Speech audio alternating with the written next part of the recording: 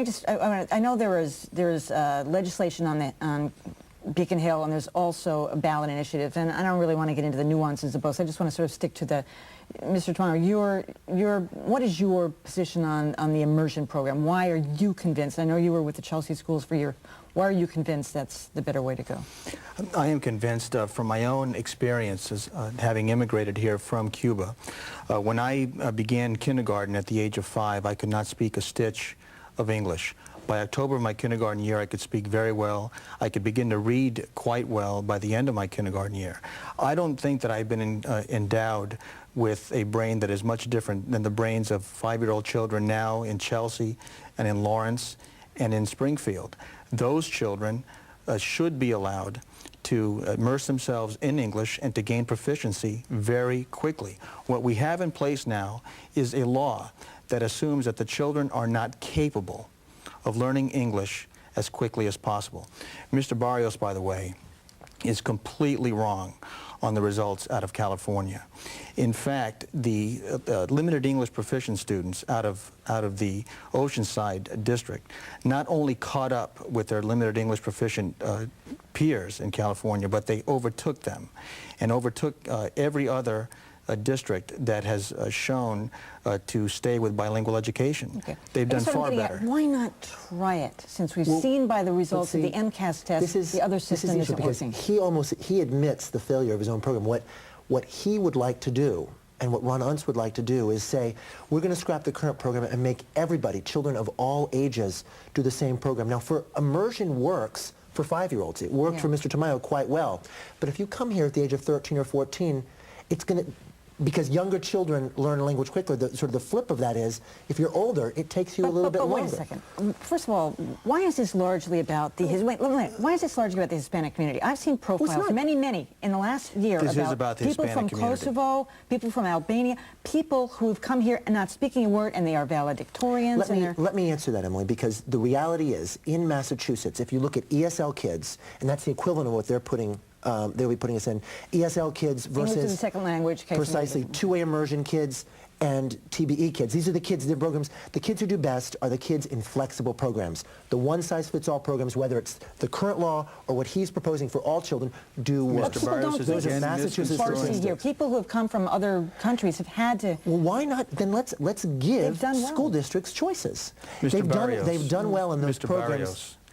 When a child is immersed in English, and they are able to be immersed within a year. At the age of 5. At the age of 5 and at the age of 13 and 14. And, by the way, Mr. Barrios fails to tell you that the initiative allows for waivers for children who are age 10 and higher. Because we understand, and I understand, let me finish, Mr. Barrios, and I understand from my experience in Chelsea that the older you are, the more difficult it is to pick up a second language. That's right. So if you have 20 children within a district where parents believe that they need to have their children taught in another language, the initiative allows for that waiver. Isn't that kind of what you're suggesting? Well, what I'm suggesting is what they have put in place is sort of it. I'm going to take the community of Framingham. 92% of the children in bilingual programs in Framingham passed the MCAS test. English or math. English and or math. 92%. In Framingham, they have 4 or 5 different programs to meet the needs of different children. Why should we take away a successful program? Why should we deny the city of Framingham, the children of Framingham, the ability to have a good bilingual program by imposing a one-size-fits-all? What they have not told you in Framingham, if I could finish now. What they have not told you in Framingham are the passing rates. I want to respond, Mr. Tamayo, because what we have here is a proposal that would allow only one form. And how does it, I want to hear how it would not be one form. You would take that away from Framingham. Why would you do that?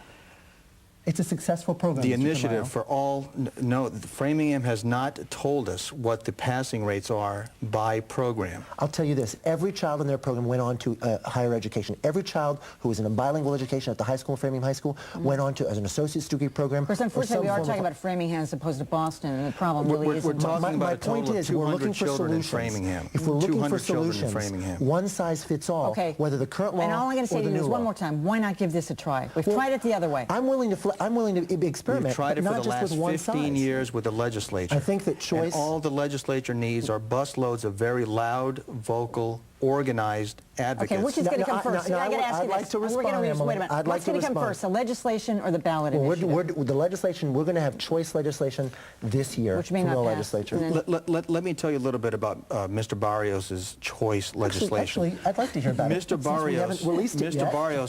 Mr. Barrios indicates with his legislation and with his initiative, by the way, that if a district wishes to remain in transitional bilingual education, they may do so with no penalty whatsoever. That is the price of choice, isn't it, Mr. Tamayo? And in a choice system, price- the- if All I right, you're can, gonna if I get- can price of finish, failure I get the for last 30 word. years, You get the Mr. last Barrios. word. All right. The last word is this, Emily. If we have successes and we have failures in a choice system, what are we going to push for? We're going to model our programs on those that are successful.